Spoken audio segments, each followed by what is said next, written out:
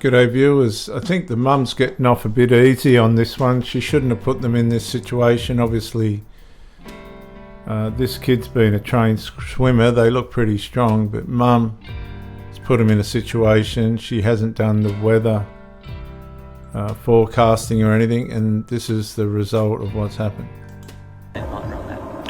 I love the sound of that because that's what I was hearing when I was out there when they came to find us. And that's a rescue plane flying over. As the plane circles overhead during this interview, Joanne Appleby, a mother, is taken straight back to the day everything changed. She and her 3 children had drifted into trouble off Quindalup in Western Australia's Jokerup Bay. Okay, so let's have a look at Quindalup and what's going on there. Okay viewers, that's Quindalup there. I'll just back out a bit. Down the southern end of Western Australia. I mean, not a very good place that you would want to end up. Sharks. That's Quindalup there.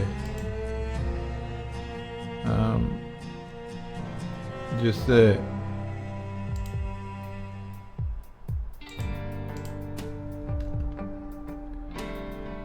It's also reported that they're off Dunsborough, which is Dun Bay.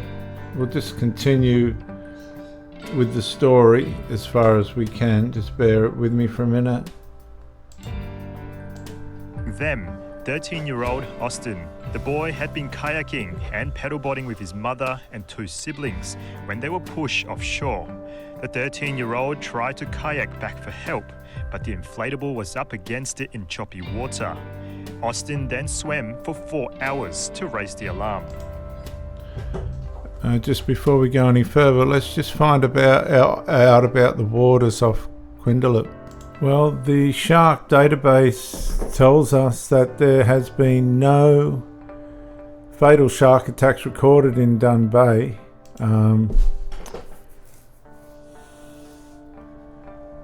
And that's between recordings between 1791 and November 2025. But there have been 312 fatal shark attacks in Australia during that time. 59 have been since 2000 to 226, including 24 incidences since 2020. But no fatal shark attacks are recorded on the shark database in Dun Bay, which is very fortunate for this young bloke. I just keep swimming. I do breaststroke, I do freestyle, I do survival backstroke. I just said, all right, not today, not today, not today. I have to keep on going. I was more thinking of a lot of things that, you know, was happening in my life. I think at one point I was thinking of Thomas the Tank Engine. At sea, his mum and siblings had been clinging on to their paddleboards for 10 hours. We kept positive and we were singing and we were joking and we were falling in a lot. The waves got bigger. Austin eventually reached shore, called 000, then collapsed from exhaustion.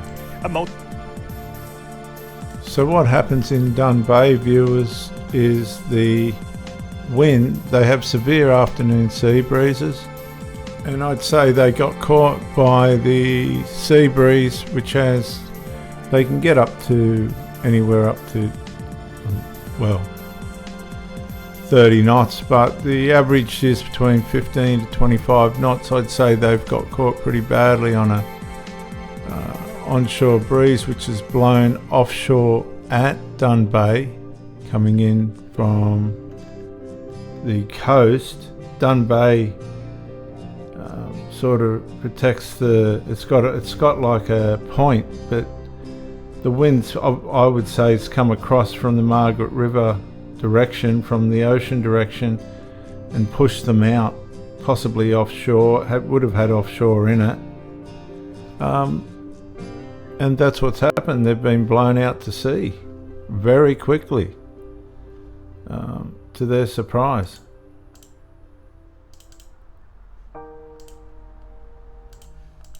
A multi-agency rescue operation was launched, locating the family and bringing them safely home.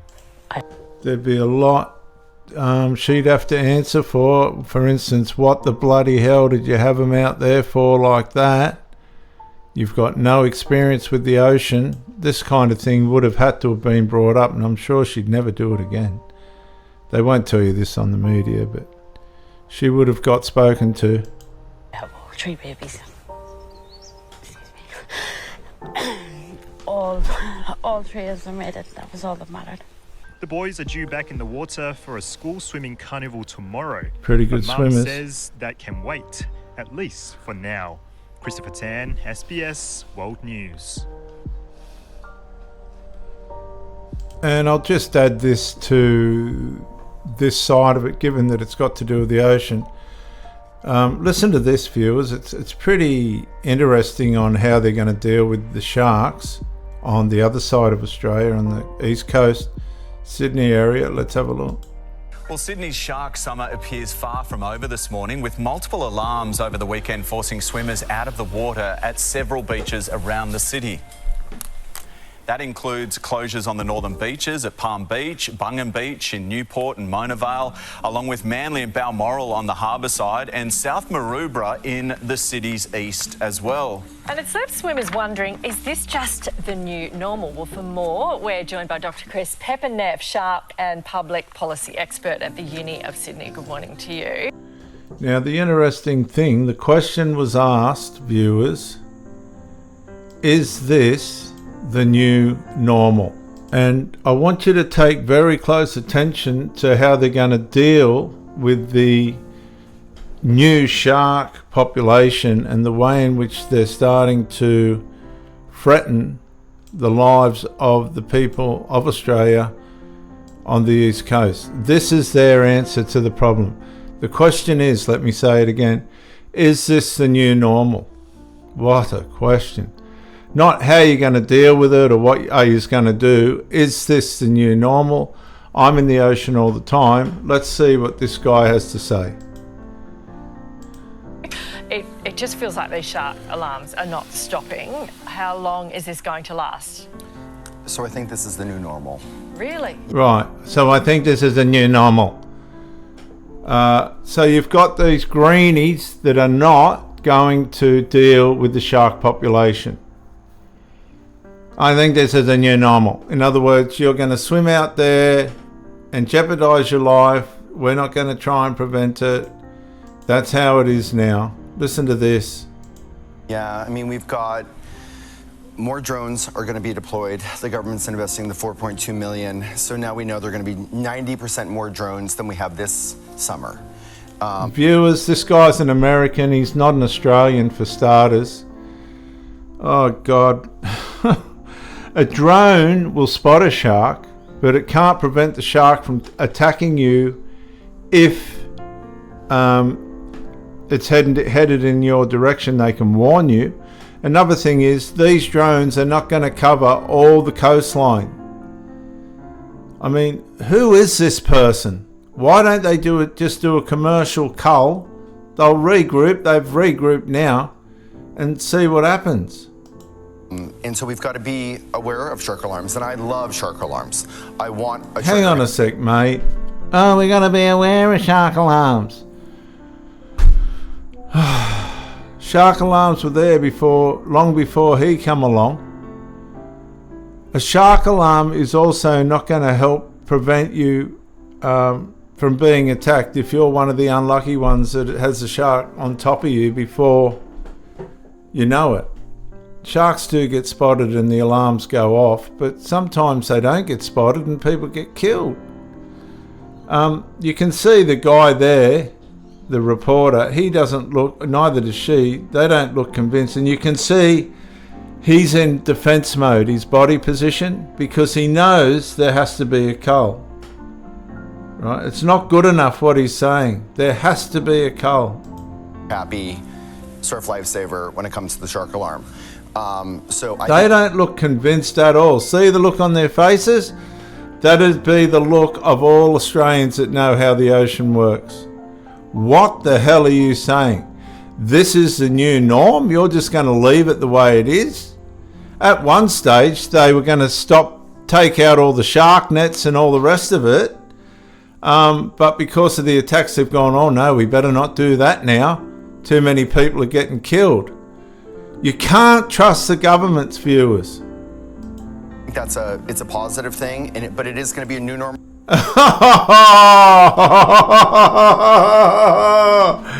Let's just go back a little bit there. Look at the look on their faces. It's a positive thing, That's a positive thing. Is it? I don't think so. Look at her. That's a positive thing. I don't think so. And the bloke's going, what is he saying? it is going to be a new normal that we're going to have to get used to. No. Who is this guy? This is a new normal that we've got to get used to. You've got to be kidding. We're going back, right? We're going back before shark prevention days. Why do you think they brought the shark nets? Why do you think they used to catch the sharks? To prevent people from being slaughtered and eaten by them. They're the terrorists of the ocean. Oh, but they belong there. Well, yeah, they do, but there's got to... Yeah. Oh, God. No. No. We're so out of order. Oh, God. To be safe than sorry. Just take us through... Better to be safe than sorry. They've thrown that out the window. All the warnings recently have been about the weather and how the water has been murky, there's been sewerage runoff, all of that sort of stuff, and the sharks are more active than ever. However, we're 2 weeks after that moment now, and the sharks feel more prevalent than ever. So see, it's not murky. Well, murky water and stuff like that's going to make you more vulnerable. The problem's the shark numbers. The numbers of sharks now have become dangerous. we're not out. He's struggling to find an answer. Look, how am I gonna? So I can't say it's the shark population numbers, because that'd mean we might have to do a cull. So I'll say this instead. we're not out of it yet. The conditions are better and they look better to us, but they're not exactly resettled. The ocean hasn't completely resettled. That's crap. That is absolute, utter crap. I'm in the ocean nearly every day of the year. Oh, come on. Oh my God. The big storm and whatnot. And it's still summer in Sydney, and the bull sharks are still here, and the water temperature is still elevated. The bull sharks are going nowhere. They're there all year round. So we should expect that they would be there. So it's important to be aware of that. You know, that made absolutely no sense at all. Listen to what he just said. Listen to what he just said. All right? Listen to what he just said. Here, and the water temperature is still elevated. So we should expect that they would be there. So it's important to be aware of that. Okay, so we're aware of that. We've got sharks everywhere. But how are you going to prevent people from being killed? Well, the only answer, viewers, is to stay completely out of the water. That's basically the answer. You're not safe. He's not going to contribute to making it safe. The drones are only going to help during surf life-saving season. The big great whites come in through winter when the water's colder, even though they're there in the warmer waters as well. No. We've seen some big bull sharks caught in Sydney waters recently. Is that helping or hindering? Well, I think... So she's touching on... There's some big sharks being caught. There's some big sharks being culled. Would a cull be the answer? Fishing for bull sharks is a bad idea. My whole position has been that the weather conditions sort of created attractants, right? That, you know, there's an underlying number of bull sharks that are in the harbor, but more attractants is a problem. So I think fishing for sharks and putting bait in the water is a bad idea. So okay, right. So he's just contradicted the drum lines. Oh, God. Oh, my God. Lord, who are these people? And why are they doing this? The drum lines, well, I'm going to have to stop just here and we'll go to the drum lines. Okay, so he doesn't advise baits in the water. What do you think a drum line is? Less than a week after a teenage surfer was attacked by a shark on the New South Wales north coast, the government there is promising to ramp up its beach protection measures. It's announced it'll boost the number of smart drum lines used to tag and relocate sharks. But some say the drum lines are a waste of money. At Lighthouse Beach in Ballina, these locals are making the most of a perfect spring day. They don't seem put off by the latest shark attack. On Monday, 17-year-old Cooper Allen was bitten on the thigh while surfing not far from here. We've had 4 major attacks on 700 metres of beach in a bit over 12 months. I think that everybody's saying we need protection. The state government's been under mounting pressure to find solutions for the North Coast and is hoping this technology, smart drum lines, will provide an answer. It's increasing the number of drum lines from 15 to 100. We're going to prioritise the North. That's a big increase from 15 to 100. That's a massive increase. Coast, and then if necessary, we can run these smart drum lines right up and down the New South Wales coastline. Smart drum lines use a baited hook to pull a shark away. What do drum lines use? They use a baited hook. What's the shark professor saying? Don't put baits in the water. Oh God, viewers, can you see what we're at the mercy of? Oh God. From swimmers and surfers. For the past year, they've been trialled at beaches including Coffs Harbour and Ballina, tagging a total of 36 sharks.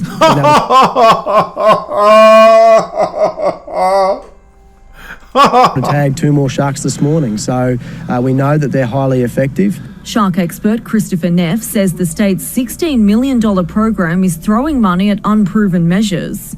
I think it's ludicrous. I think that it provides a false sense of security to the public. In recent weeks, the government... There you go, drum lines give a false sense of security, right? Because the shark can swim straight past a drum line, bait there or not, and the bait could attract them to come into that area. Big baits. The government was forced to abandon 2 shark barriers that failed on the north coast. Some think nets are the answer, but they're controversial because animals can be killed. The meeting I had last week with the community leaders in Ballina, we couldn't get a consensus. The minister says plenty of effective measures are already in place, including using drones and helicopters to spot sharks. Implementing the new drum lines will cost a lot of money. The contractor will go out in a boat when a shark bites on the hook. They'll race out on a boat and unhook the shark and pull it out into further deeper water. So the whole thing is predicated on a very expensive program. The government... See, just because you're pulling a shark out into deeper water doesn't mean it's going to keep swimming away. It could swim straight back in, tagged, ready to attack. Won't put a price on the program, but says if it saves lives, it will be worth every cent. Can you see how backwards it's gone, viewers? Don't put baits in the water. They're going to go from 15 to 100. They don't know what they're doing, viewers, really, honestly. My God. It's out of control. No wonder people are getting killed. Okay, let's just quickly look at this. Western Australia is placing drum I'm just lines going to along do 40 this. kilometres. I'm going to restart it. 7 fatal shark attacks in 3 years have led Western Australia to start culling large sharks. Activists are outraged, but what's actually involved? What you'll find is a lot of the activists don't even swim in the ocean. Will it work? Western Australia is placing drum lines along 40 kilometres of coastline in Perth and the state's southwest. Drum lines are a series of buoys anchored to the sea floor, each with a large baited hook. In Western Australia, they're being placed 1 kilometre off the beach. If tiger sharks, bull sharks or great whites larger than 3 metres are caught, they're killed. Sharks under that size are tagged and released. While Western Australia's catch and kill program has drawn thousands of protesters to the beaches, Queensland has been using drum lines and shark nets for decades, while New South Wales also has shark nets in place. Contrary to popular belief, nets do not prevent sharks from swimming into an area, but are used to catch large sharks, which then drown.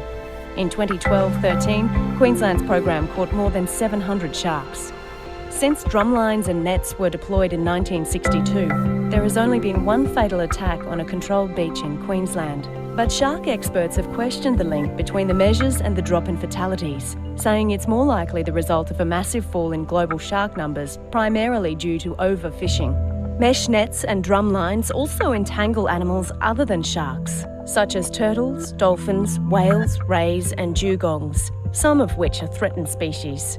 Authorities say more than 300 marine animals are caught in shark control programs in Queensland and New South Wales every year, and a third of those die before they can be released. Here's another spin on what are shark drumlines.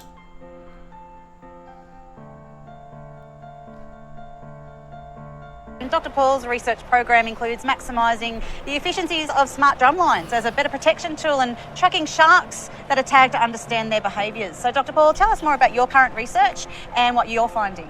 The main component of my research is around smart drumlines and how they can be effective for catching dangerous sharks. And what we call dangerous sharks is great whites, tigers and bull sharks. So they've been used extensively overseas in Reunion Island as part of a bather protection program, and we wanted to trial them along our New South Wales coastline. So now remember, we're building off the premise not to put bait in the water. We're building off the premise not to put baits in the water because they will attract the sharks. Now if you got one bait, say for instance in a certain area, and it's been taken, now you've got a distressed shark. Guess what that's going to attract? Other sharks. one thing that meant for us is that we wanted to minimise bycatch by maximising the catch of our target species. So yeah, so far they've been really effective in catching those white sharks especially, and some tiger sharks and bull sharks. So yeah, it's been a great program. And earlier today we went to sea and we talked more specifically about how these smart drum lines work. So we might look at that footage now. Just clarifying the differences in drum lines. Traditionally, our drumline programs in Australia and overseas were that we put a baited line in the water, we come back the next day, and most often the shark was dead. As part of our smart drumline program, we're using satellite technology to let us know when that shark is on the line. So that gives us the advantage of we can respond quickly, get to that shark, tag the animal and release it as quickly as possible. So let's talk about the actual technology in the smart drum. Okay, so you've caught the shark, they go racing out on their boat. All this is taxpayers' money. They're making a fortune out of it, by the way, that's why they like it all. They tag the shark, they take it 1 kilometre out to sea and let it go again. What guarantee have you got that that shark ain't coming back? None. I'll tell you why, because there's an app called Dorsal, and Dorsal will show you where the tagged sharks are popping up, not the untagged. And they only signal to Dorsal when these sharks are in a predator zone where they can predate on humans. Explain to us what it actually is involved. Yeah, the only difference is that we use satellite technology. So when that shark takes the bait, it triggers a magnet inside the actual drumline. It sends a message to satellite, and within 30 seconds we're getting a phone call, a text message and an email to let us know where that location is and then where we need to go to respond quickly. Wonderful. Dr. Paul, can you tell us exactly when the drum lines are put out and baited and how long they're out in the ocean for? So our target is to have drum lines or smart drum lines in the water every day of the year, but anybody that lives along our east coast knows that weather conditions means we can't get out every day. But on average, our contractors get out between 22 and 26 days a month, so we have pretty good coverage. What we do is set the drum lines first thing of a morning and we retrieve them late of an afternoon. So we don't have any drum lines in the water overnight with no bait. So that maximises our catches in terms of that when we get to those animals, they're going to be alive. How many tag sharks have we got from the smart drum lines to date? So far, the program's been really effective. So we wanted to catch our target species, which were great whites, bull sharks and tiger sharks, and so far we've caught nearly 350 great whites, 60 tiger sharks and 60 odd bull sharks. So yeah, compared that to our bycatch. And viewers, just remember, these sharks are being re-released into the water. The only difference is they've got a tag.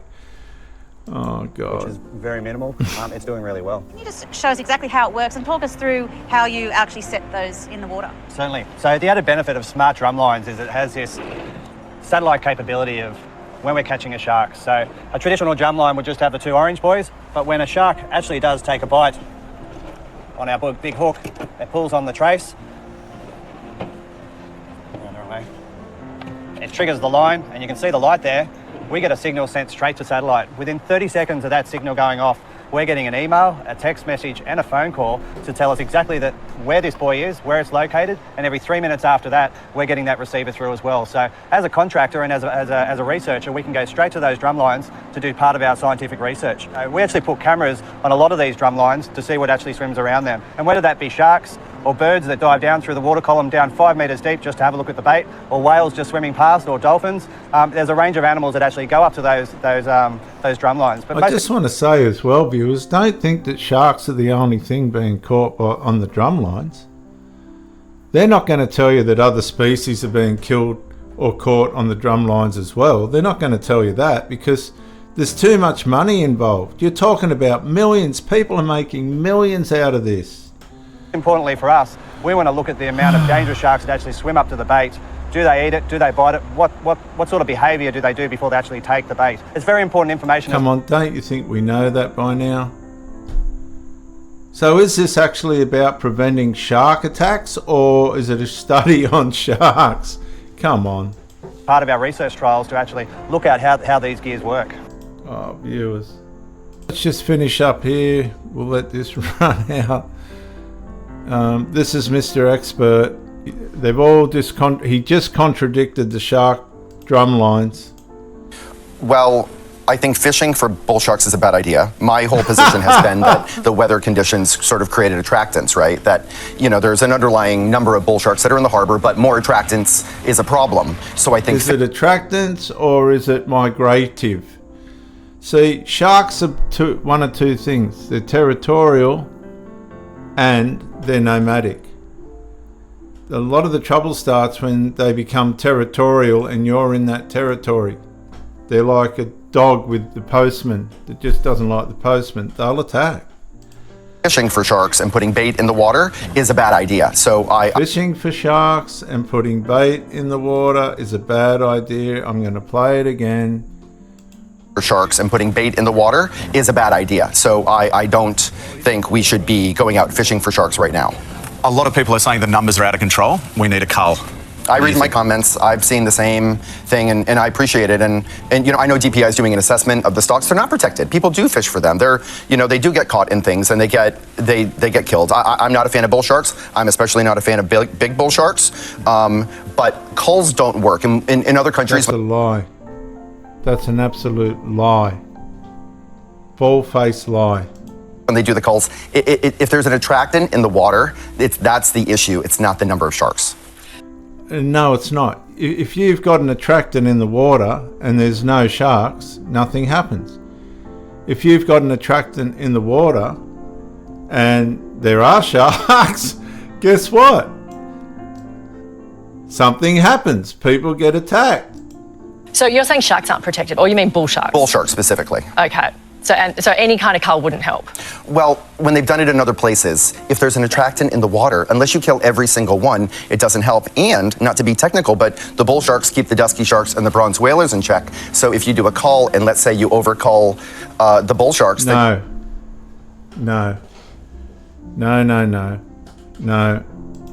Maybe you've got a dusky shark or a bronze whaler. Do you think that she believes a word he's saying? Do you think that woman believes a word he's saying? No. Shark or a bronze whale? Where does it end? Yes. Right. Yeah. Okay. Dr. Chris Pepperneff, really appreciate your time. Thank you. If bull shark population increases. What the research does show us, though, is that adult bull sharks use the waters around New South Wales and Sydney quite specifically. The likelihood of detecting these big adults on acoustic arrays in shallow inshore waters increases in the summer. It increases between the hours of midday and 4 a.m. It increases when water temperatures are higher than 20 degrees Celsius. It increases after more than 45 millimeters of rain, and when swell heights are between 1.8 and 2.8 meters. Your males move quickly after that rain, and your females lag behind by a few more days. Those are a set of fairly specific factors there that can be used to facilitate public safety. And if you use that data to create educational campaigns for people, then those people are better able to make informed decisions. Now, I'm not pointing the finger at those people who have been bitten by sharks in this cluster, but you have to ask the question, did those people really understand the consequences of those environmental conditions? What you've got to realise is a lot of these so-called professional people aren't out on the water. They're not experiencing the numbers. Another thing that's become a problem is the sharks. Sharks have gotten horrible. Some spots you can't even fish because of them. The shark decided to eat it. And we don't have any more of these jigs that I was fishing. So I'm attempting to catch it to get my jig back because I really do want that jig. Look at him coming up head first right here. Got that jig right in his face. All right, Braden, you reach down there and get that, would you? So sharks are also closed. And so now we have a shark problem. And there's too many sharks. They eat our fish, a lot of our fish. I mean, a lot. Another sharks be cold? That is the big question being asked today after a 12-year-old boy was mauled here at this rock in Sydney's eastern suburbs behind me, and a 27-year-old man was bitten badly in Manly. Former Prime Minister Tony Abbott coming out calling for a cull, while the brother of Mercury Salakis, he was the father that was taken by a shark late last year. He has pointed out that 4 shark attacks in 48 hours is unprecedented, and he wants serious questions to be asked about potential human intervention. We are also learning heartbreaking details about the victims, particularly 12-year-old Nico Antic. He is on life support at Sydney Children's Hospital. His family fear he may not make it, while 27-year-old Andre De Ruta is also fighting for life after undergoing several rounds of surgery, including an amputation to his lower right leg. He is still in a critical condition. Doctors and nurses continuing to treat him, while an investigation into the bull sharks is underway and even more debate is underway. Welcome back. Well, former Prime Minister Tony Abbott is calling for shark culling to be reintroduced following a spate of attacks on the New South Wales coast. More, we're joined by marine biologist Dr. Vanessa Perrotta. Doctor, good morning to you. Nice to see you this morning. It's been an awful... Now, hang on. Before this starts, I thought it was going to be Abbott who comes straight out and says shark culls. Let's see what this woman's got to say. A few days, right? How have you received that news in light of these calls for a cull? It has been a very troubling short period of time, and I make mention to the time period because shark interactions that are negative are very, unfortunately, a low in the statistics, so the chances of it happening is quite low. But that's... the fact... yeah, right. that it's happened in such a short period of time means that, A, we're talking about it even more. It's making international news. There are people right now in hospital. It's a terrible situation, but it's also a time where we just need to just stop and take a breather to digest the information that we all need to be informed to think about this in the most appropriate way. And thinking about the words of culling, I mean, that's just probably, in my opinion, a misinformed comment. What we... Okay, so she doesn't swim in the ocean. We'll give her a miss, Tony Abbott. There's debate in New South Wales about sharks. You're a surfer. What do you think about sharks? Do you have to kill them? Well, I'm lucky to surf on Sydney beaches, and beaches in Sydney, Newcastle and Wollongong since the 1940s have been protected by mesh. Now, if it's good enough for Sydney, Newcastle and Wollongong, for the life of me, I don't know why it's not good enough for the north coast of New South Wales. I don't know why we haven't got a commercial shark fishery up there, because frankly, if it's a choice between people and animals, I'm on the side of the people every time. Thank you so much for coming in. Manly Beach in Sydney to find out.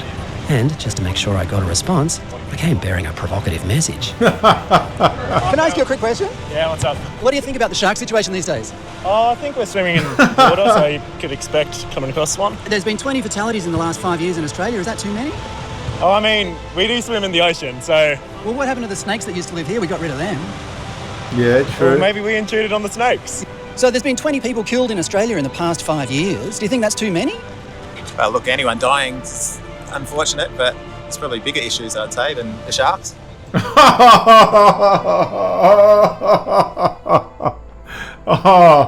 You swim in the ocean. What happened to you? But I think the chances of that are pretty low. It's like asking, what if a coconut falls on your head? Should we get rid of all the coconut trees?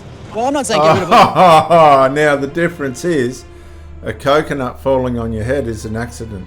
A shark predating a human is a decision. Unfortunately, as much as we don't want to say that, it is. Well, sharks, I'm just saying make the beaches safer. It's what we Australians do. We love going to the beach. We do love going to the beach. We do love going to the beach. We want to make it safe, but I don't know if killing the sharks is the way to do it. Does he look like someone that swims in the ocean regularly? No. How else would you do it? Well, Is it okay to get rid of the sharks at the beaches where we go to? I think so. Why is that? Because it's their home. Is a shark's life more important than a human's? I don't believe that anything should be killed intentionally. Have a good day. Okay, thanks. It's their water. I feel like we're their guests. It's your water too. You love the ocean, don't you? I do, but I don't live in it. Yeah, but you surf in it, man. That's what we do. That's what Australians do. It's true, but that's our luxury. It's not our necessity. But they can have all the rest of the ocean, but not this bit. How's that sound? Well, maybe they don't quite get to decide in that manner. I think it might be a bit more complicated than that. Yeah. There's been 20 people have been killed in Australia in the past 5 years. Do you think that's too many? Maybe we shouldn't be swimming. Oh, we love the see, beach. that's the mentality that you're dealing with. We're Australians. That's what we do. True. He doesn't swim in the ocean, you can tell.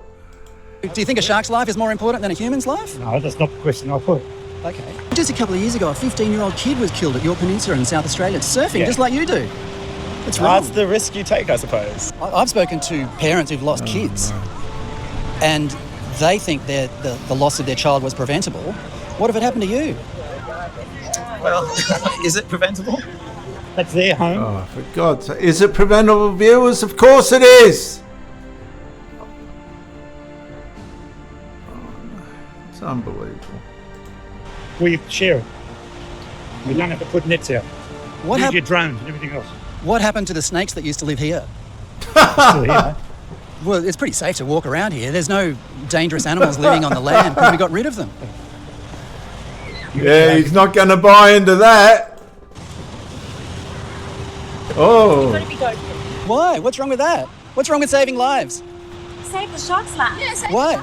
Oh, the sharks are more important than the humans. Oh, yeah. in the ocean. Is a shark's life more important than a human's? Yes. Hell really? yes. Why? Hell yes. Why? Because we are included. They live in the sea. These are people that don't use the ocean, right? More important. Tell me why we are more important. Well, we're more talented, we're more intelligent, we love people. How do you know that sharks don't love people either? They eat. How do you know the sharks don't? Can you see the mentality that you're up against? It's easy to dismiss the human cost of shark attacks if you never encounter it.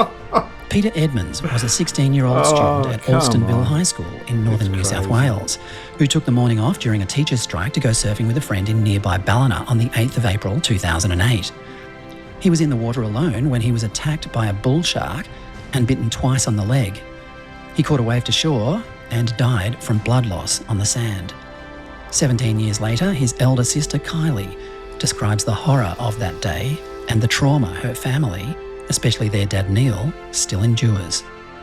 I get to Ballina Hospital and I go to open the door and Phil comes over and I just looked up at him and I was like, "Is Peter okay?" And he had tears pouring down his face. And so I walked into the hospital and then Mum and Dad walked out of the store and I just dropped. So they took me into another room and I'm just like, I need to see him. Like, I don't believe that this has happened. So they go, "Are you sure?" And I was like, "Yeah, I want to see him." And surfing was a big thing of what they did together. And I've surfed all my life and I've probably put myself alone in some very dangerous situations and I've been fortunate. Let's just look at it, viewers. Hang on. The sirens. Let's just think of it for a minute. 2/3 of the earth is ocean. If you think about the food stocks, right? The food stocks available to the sharks along the beach line, it's practically zilch, right? The percentage of food stocks along the beaches, shorelines is practically zilch, except for the odd bait ball that goes through, usually off the shoreline, for the sharks to prey on. Okay. Is it too much to ask for the sharks to swim outside the breakers? 2/3 of the world is ocean? No, it's not too much to ask at all. But they won't do it. People who quite casually dismiss the threat of sharks in Australia at the moment and consider what you've gone through as just sort of risk of daily life in Australia. Do you think those people understand what they're talking about? no, not overly because they haven't lived it. Peter Edmonds was the 13th of the 55 known fatal attacks in Australia in the 25 years since great whites were protected. Here are all of them, in chronological order, reduced to 2 minutes, including 3 people whose disappearance in the water almost certainly involved a shark, bringing the total to at least 58. You'll notice that the rate of attacks increases as protected great whites proliferate. These are just the fatalities. They don't include the 350 recorded encounters that ended in an injury, 79 of which were serious or resulted in an amputated limb. Some of these attacks would have occurred whether the great whites were protected or not, but equally others would have been avoided had we not allowed these. Just notice, viewers, that New South Wales hasn't got one at this point. Interesting. 50 recorded encounters that ended in an injury, 79 of which were serious or resulted in an amputated limb.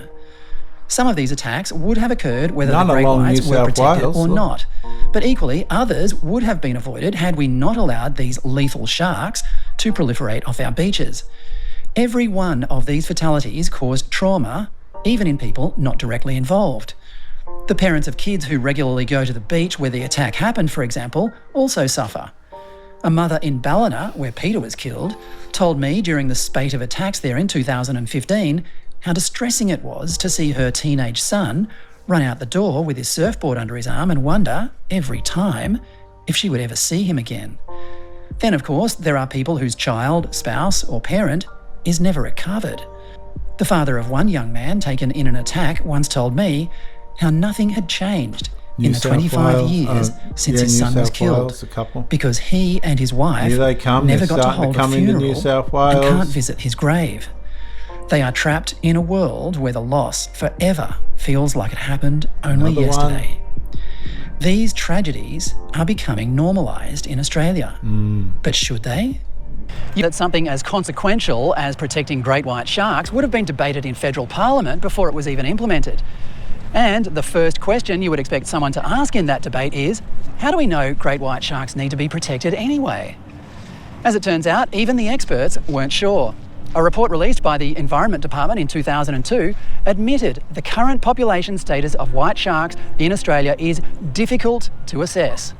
But they went along with it anyway because, despite the inadequacies in the available data, there appears to be an overall long-term decline in abundance of white sharks in Australian waters. No. There appears to be? Well, that sounds a bit flimsy, don't you think? Yeah. The experts based this assumption on 3 indices: the number of sharks caught in protective nets at New South Wales and Queensland beaches, game fishing catches in New South Wales and South Australia, and anecdotal sighting frequencies by tourism operators and divers in South Australia. Remember that word anecdotal, because we will come back to it when the so-called experts use it a couple of decades later to argue exactly the opposite. One of the authors of that 2002 report, Queensland scientist Jeff McPherson, told me in 2017 nobody in the world had any idea of the global population of great whites. People were suggesting that the global population was declining, but in terms of absolute numbers, nobody had any idea. So protecting these things was questionable from the start. The other reason this might have warranted the attention of our elected representatives is the potential human cost of increasing the number of man-eating sharks at our beaches. The Environment Minister at the time was South Australian Liberal Senator Robert Hill. I rang him in July and he agreed to try to answer questions via email about the decisions made 25 years ago. I asked, on whose advice was protection of great whites introduced, and was this issue ever debated in Parliament? He didn't even reply. A search of Hansard yields no evidence of any debate at all. Instead, protection was simply implemented through an automatic process overseen by government departments that would later receive millions of dollars in shark-related research grants. There you go. It's about the money, viewers, just like the drum lines. You've got the professionals saying, don't bait the waters. The drum lines are baiting the waters. It's all about the money. It's not about human life. 2017 that a more accurate estimation of the trend would soon be available. Our current best guess is that it's going to be a question of a number of years before we can provide an estimate of the trend, rather than a decade. A number of years rather than a decade? Well, it's now 8 years later and the CSIRO still hasn't published a proper scientific analysis of the trend. Meanwhile, fishermen keep posting anecdotal evidence of an explosion of sharks. As George Orwell said in 1984, the party told you to reject the evidence of your eyes and ears. It was their final, most essential command. Dan Webber is a veteran surfer from Ballina who had a few close calls of his own during the spate of attacks there almost a decade ago, and is now a vocal critic of the state government's flawed approach to preventing shark attacks. He's written extensively on the topic for Spectator Australia, among other publications. He says his scant interactions with scientists at the state's Department of Primary Industries confirms to him that their main priority is sharks, not people. I don't know why these scientists aren't more concerned about the fate of shark attack victims. It seems like they've lost their humanity, but I don't know that they are evil people. I wouldn't go so far as to say that, because I can't judge what these people are like. That's why I'm more inclined to think that they are serving a purpose which is to do with politics. I have a feeling that they're more concerned with how things look than how they actually function. And so, whereas you could... Can you elaborate on that? Well, it's because the environmental lobby is a vocal minority that has a lot of control over the government, and unfortunately the silent majority doesn't seem to stand up for us. They're just not interested in the victims of shark attacks. The families, the suffering, we experienced the whole community suffering for 2 years. It was extraordinary. It was tormenting. We would hear helicopters overhead every day.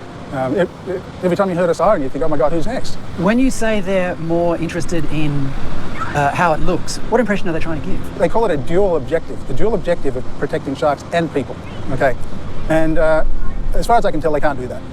What's the solution, in your opinion? You've done a lot of research into this topic, you've lived in it, you've lived it, you've seen it happen. What do you think the solution is? Well, what I'd like to see is honesty by the government. It's quite obvious that you would have to reduce, and I think they know this, that you would have to reduce the number of sharks in order to cut down on the number of shark attacks. It's as simple as that. And it's just unfortunate that it's going to take another 10 shark attacks before the penny drops. The New South Wales government's main and most expensive method of trying to minimise shark attacks is essentially a warning system. 37 electronic listening devices anchored in the water off popular beaches around the coast alert surf lifesavers every time a shark, fitted with a beeping tag, swims within range. The government has tagged about 2,000 sharks over the years, but nobody knows how many of those sharks are still alive or how many of the tags have simply fallen off. The main figure determining the effectiveness of this program, however, is what percentage of the total number of great white, tiger and bull sharks have been tagged. If it's a low percentage, as most fishermen say it is, then this system is pretty much useless because the majority of sharks can still lurk among swimmers and surfers undetected. More disturbingly, have tagged sharks been involved in attacks? Again, the government is circumspect about this. We know, however, that a tagged great white was detected at Foster Beach on the same day that surfer Mark Sanguinetti was killed at adjacent Tuncurry in May 2021. And a tagged shark was detected at Narrabeen 10 hours before Mercury Salakis was killed 2 kilometres away at DY in September this year. Another, or the same shark, was detected off nearby Manly 2 days later. These are just 2 examples where a more lethal mitigation strategy might have saved 2 lives. The ineffectiveness of the listening devices was confirmed in a report co-written by Darryl McPhee of Bond University for the New South Wales Government in 2022. The effectiveness of VR 4G tagged shark listening stations as a shark bite reduction system is not apparent. At most beaches where VR 4G shark listening stations were deployed, there were marginally fewer interactions compared with a similar period prior to their deployment. In the south region, there was actually an increase in interactions. The same report also found, however, that the smart drum lines were having a deterrent effect. On the state's north coast, there had been no interactions when the gear was operating, compared with 11 interactions within a similar period prior to the initial deployment. These smart drum lines, it should be pointed out, were not designed as a deterrent. Rather, they are meant to simply catch sharks so they can be tagged and released. Strange as it may seem, the revelation that the smart drum lines act as a deterrent bolsters the argument why the other mitigation strategy, nets, has also had a statistically high success rate in preventing attacks. And believe it or not, there is a simple, plausible explanation for it. Researchers aboard a shark cage diving boat at the Neptune Islands in South Australia in 2015 witnessed 2 orcas attack and kill a great white. This is a spot where 81% of the day trips for cage diving tourists successfully encounter great whites. But after this incident, the sharks stayed away for several weeks, to the point where the boat operators started to worry if their businesses could survive and lobbied the state government for permission to operate elsewhere. An almost identical incident involving orcas and great whites was witnessed by another group of scientists at the Farallon Islands off California in 1997, after which great whites also avoided the location for months.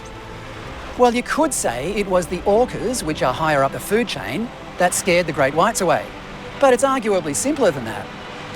In a seminal book called Shark Attack by Sydney surgeon Victor Coppelson, published in 1958, a fisherman from Western Australia is quoted describing how he stopped large groups of sharks stealing his catch and generally menacing his boat. The most successful method we have found to deal with attacking sharks in Norwegian Bay is with a .303 rifle and soft-nosed ammunition. This method requires sharks to come to the surface, and a good headshot, or one towards the head from the dorsal fin, is usually enough to kill it. From our experience, dead sharks on the bottom are the best repellent available. Repeatedly, after shooting a number of sharks around our whale buoys, we have gone for periods of from 10 to 14 days without even seeing a shark in the bay. Graham Tapley in Port Lincoln, South Australia, has also witnessed the phenomenon. He says when he was fishing for gummy and school sharks, he never threw the heads and guts overboard at the same place he caught them, because if he did, the next time he tried to fish there, the sharks would be gone. He says the same applies to great whites. If you see one swimming around in a popular surfing spot, well, yeah, take that one and maybe scientists to have a look at it and dissect it and find out what they can. But most importantly, take it back where they killed it and leave it there. And they won't come back for a long time. So you're only killing one shark, but you're probably saving human lives. So. Well, that would require a level of pragmatism and common sense that's well beyond most current Australian politicians. Besides, as you've probably noticed by now, the reason sharks are being protected is not only to solve some environmental issue, legitimate or otherwise, they're also being protected because they are often seen as, how do I put this, supreme, even godlike creatures. The evidence of this is everywhere. In his 2009 book called Shark in Peril in the Sea, for example, Australian author David Owen says sharks have much to teach us about the art of survival. Well, they would if they knew how to talk or had fingers with which to type their survival tips into a computer. In this book, simply called Great White, published in 2014, fellow Australian author James Woodford recounts diving with great whites at the Neptune Islands in South Australia and says, the white sharks of the Neptune Islands call no man master. But we diminish ourselves if we pretend that we do not, as the sea and the land's two great predators share some kind of common bond of power. By the end of the book, Woodford has thrown off what few inhibitions he has about worshipping these giant beasts. A white shark is simply a wondrous thing, a work of art, he says. The great white shark, monarch of the oceans, a beautiful animal. An exhibition about sharks at the Australian Museum in Sydney in 2022 endowed sharks with the equivalent of university degrees, describing them as ecosystem engineers who keep different parts of the ecosystem in check by controlling the populations they prey. It's no surprise that this reverence for sharks is also felt among the people who work with them.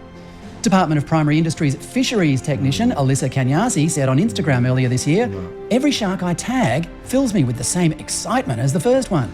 There's always that sense of awe about these incredible animals. I could go on. Shark worship is ubiquitous these days.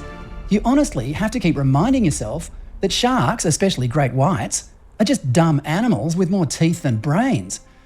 In contrast to this, there's often a lack of compassion or charity for the victims of shark attacks.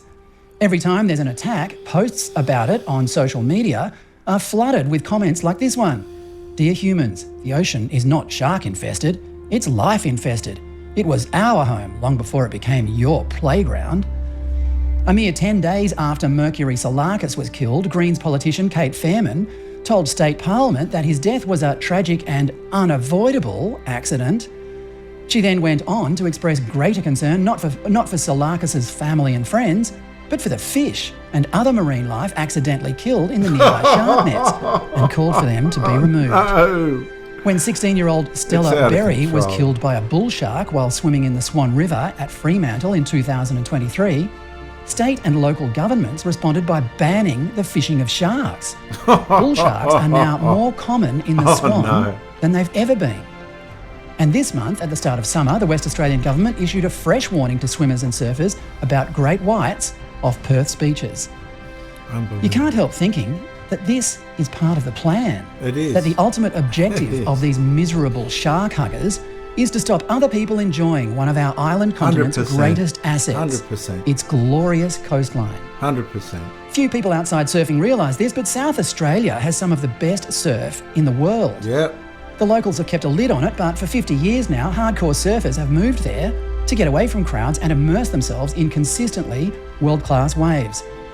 Local legend Jeff Schmucker, who you can see here towing his son Josiah from a jet ski onto waves at 3 of the coastline's premier breaks, says surfing will, however, soon no longer be viable on the naturally wild and beautiful west coast of South Australia.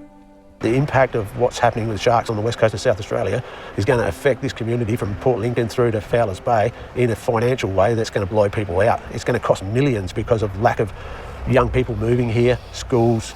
You know, we have a lot of surfing community in Streaky Bay that recently have bought blocks for young people from all over Australia. And these blocks are coming up for sale. They're turning around and leaving because it is too dangerous to surf here anymore. The risk of being affected by the trauma of a shark attack or being involved in a shark attack, it's going through the roof. Well, I mean, we've got waves here today. That's surfable out there. Granites is a great wave. There's no one out. No, well, people have stopped surfing granites because of the 2 shark attacks are here at this location. But all the people that I know that have seen these attacks they're going to be seriously affected. And I can see it already with those kids. It's going to break their hearts, you know. Do you think the government cares? No. I went to a Streaky Bay Business and Tourism Association meeting, and from that level to the federal government, they don't care. No. It's over. What can people don't understand about that? And after another 3 to 5 attacks, people will understand that it's over, and we'll eventually turn our backs on it and walk away from the ocean, which is sad. Like me, you might have noticed that Australia is vastly different to what it was just a generation ago. We used to relish our freedom, our larrikin humour, and our enthusiasm for outdoor adventure. And this made our nation one of the most envied in the world. But joyless authoritarian busybodies have killed most of that. It's time we fought back. We must end the protection of stupid great white sharks. Install net lines at all popular beaches around... Well, viewers, I wouldn't say stupid. I wouldn't call them stupid. That's a little bit unnecessary. Dangerous. Outdoor adventure, and this made our nation one of the most envied in the world. But joyless authoritarian busybodies have killed most of that. That's what's happening. It's time we fought back. We must end the protection of stupid great white sharks. Install nets and drum lines at all popular beaches around the country and restart managed shark fisheries in every state to keep the numbers under control. After 10 years of covering this topic, I'm finally starting to get the feeling that the mood is shifting. People who once thought that dangerous sharks should be left alone are now starting to realise that making beaches safer with lethal deterrents will not cause widespread destruction of the marine environment, despite what the self-interested boffins say. The whole program to protect sharks was ill-considered from the start. It's time we got our priorities right again and returned to protecting humans instead. And just as a reminder, viewers, to show you where it's up to, this is the latest on where these shark experts, they don't even swim in the ocean, have got us to. This is the new norm. Well, Sydney's shark summer appears far from over this morning, with multiple alarms over the weekend forcing swimmers out of the water at several beaches around the city. That includes closures on the northern beaches at Palm Beach, Bungan Beach in Newport and Mona Vale, along with Manly and Balmoral on the harbour side, and South Maroubra in the city's east as well. And it's left swimmers wondering, is this just the new normal? Well, for more, we're joined by Dr Chris Pepperneff, shark and public policy expert at the Uni of Sydney. Good morning to you. Is this just the new normal? Oh, viewers, honestly, it is. This is the new normal, but it's not sanity. It just feels like these shark alarms are not stopping. How long is this going to last? So I think this is the new normal. Really? Also, I think this is a new normal. I'm going to leave it there, viewers. Good luck and all the best. Bye for now.